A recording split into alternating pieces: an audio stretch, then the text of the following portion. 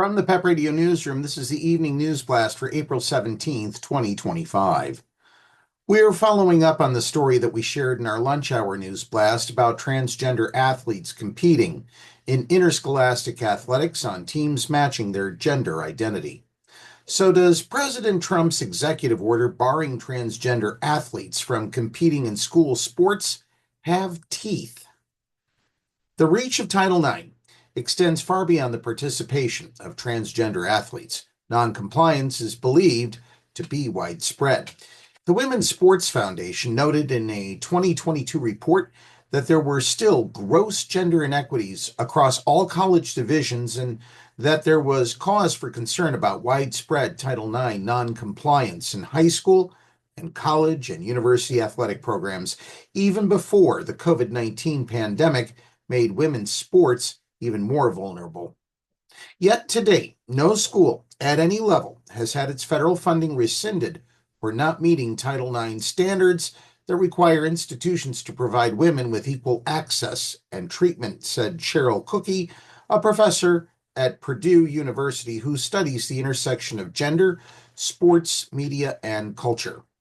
She wondered where all this support for women's sports in general, and not on this issue specifically, has been for the last 5 decades.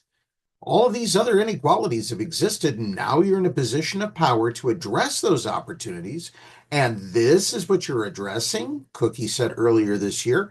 The fact that this is the issue that the administration is concerned about speaks volumes in terms of how we value women in this society and how we value women's sports in this society. Yet, given Trump's unpredictable approach to governing, precedent and history might not apply. About half the states have already enacted legislation that effectively bars transgender athletes from competing in the category that aligns with their gender identity.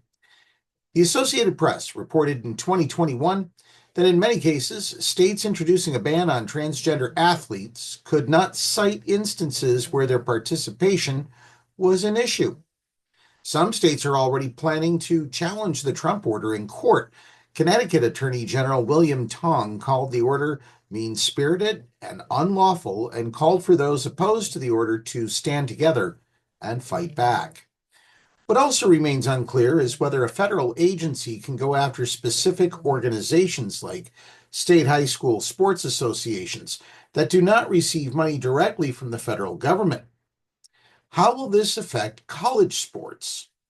The NCAA Board of Governors moved quickly, amending its transgender participation policy to limit competition in women's sports to athletes assigned female at birth. The NCAA has more than 5,000 athletes competing for some 1,100 schools. We strongly believe that clear, consistent, and uniform eligibility standards would best serve today's student athletes instead of a patchwork of conflicting state laws and court decisions, Baker said. To that end, President Trump's order provides a clear national standard. The National Association of Intercollegiate Athletics, the governing body for more than 200 small schools across the country, voted unanimously in 2023 to effectively ban transgender athletes from competing in women's sports. So what about the Olympics? On a move most saw coming once Trump won a second term, his administration still managed to sneak in a curveball. The order calls for the Office of the Secretary of State to use all appropriate and available measures in hopes of having the International Olympic Committee come up with a uniform transgender policy. The organization has passed the buck for years, deferring to the international federations for each sport. Kirsty Coventry, the sports minister of Zimbabwe, has replaced Thomas Bach as IOC president. A 2-time Olympic champion swimmer, she told the BBC before her election that it is the IOC's duty to ensure equal opportunity and fairness. I don't believe we can do that based off of the medical and science research that I've seen. If we add or allow for transgender women to compete in the female category right now, she said then, it is very clear that transgender women are more able in the female category and can take away opportunities that should be equal for women. We've explained already why this isn't true, and in full disclosure, the Pennsylvania Equality Project has gone on record in opposition to Pennsylvania Senate Bill 9, which essentially has the same impact as President Trump's executive order. To quote the legendary broadcaster Paul Harvey, and now you know the rest of the story. That's our News Blast at this hour. Download the Live 365 app to take PEP Radio with you wherever you go.